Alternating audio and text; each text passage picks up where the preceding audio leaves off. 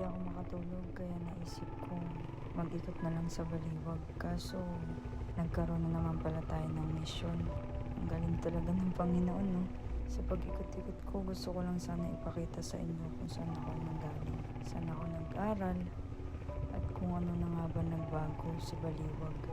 Ako nga pala si Hans.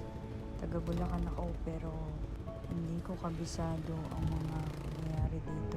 Nagtatrabaho kasi ako sa ibang bansa at 2 buwan lang ang aming bakasyon. Kaya sinusulit ko ang bawat araw. Kasi ang bilis ng panahon. Sasabak na naman ako sa isang mahirap na trabaho. At habang nag-e-edit ako para ipakita sa inyo kung saan ako nag-aaral noon, bigla naman itong na-delete. Kaya hindi ko na na-recover. Siguro pinagkaloob talaga ng Diyos yun para mapunta naman ako sa isang misyon kung saan ay maglibot ng maglibot. Binababay ko nga pala dito yung Mabini Street. Marami na pala talagang nagbago. Dati pumupunta pa kami sa Baliwag para lang pumunta sa cafe. Pero dito, sa Subang, marami na palang nagbago. Marami ng mga itinayong coffee shop.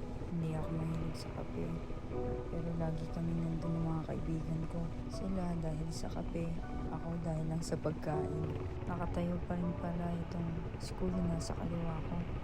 Ito nga pala yung Little Campus. F. Lara Street na pala to. Kung saan, makikita natin yung Limers. Yan yung bakery. Habang binababay ko ang Baliwag, may nakita akong isang matanda. Nagbibideo pa ako nito kaso na-delete na. Sabi ko, sige Lord, bibili ko ng konting pang breakfast. Kaya pumunta ako muna dito sa 7-Eleven. Actually, hindi ko alam kung anong bibilin ko. Saka matanda na kasi siya, so hindi ko alam kung anong dapat kong bilhin. Kaya naisip ko sa halip na soft drinks, umaga naman tubig na lang. Hanap-hanap din ako dito kung anong dapat mong bilhin o anong dapat kainin. Naisip ko since umaga pa, alas 6, siguro pwede na tong tinapay. Kasi baka hindi ko na makita si nanay. Shoutout kay kuya kasi na-appreciate niya yung setup ng camera natin. Palingon-lingon ako dyan, ang dami pa pala nilang nagwawalis. Hinahanap ko si nanay kaso hindi ko na siya makita. Pero tumingin-tingin pa rin ako. Nagbabaka sakali na makita ko siya. At ayun na nga, nakita ko siya. Kaso, nag-try ako huminto. Kaso napalingon si ate. Saka hindi pwede mag-parking pala, kaya lumiko na lang ako. Iikot ulit ako para makita ko si nanay. Para kahit papano, mabigay ko man lang yung binili ko para sa kanya. Ginagawa pa pala yung Glorieta Park dito. At habang papalapit ako, sabi ko, baka pwede naman tumigil kahit saglit, ibibigay ko lang naman. Kaya sa part na to, nagmamadali ako, yung sinabi ko kay kuya, wait lang. At yun, sa wakas, naibigay ko rin kay nanay. Nakakatuwa lang kasi sabi na, yes, may pang umagahan na ako. Nakakatuwa si nanay kasi kahit pa paano na-appreciate niya yung ginawa natin.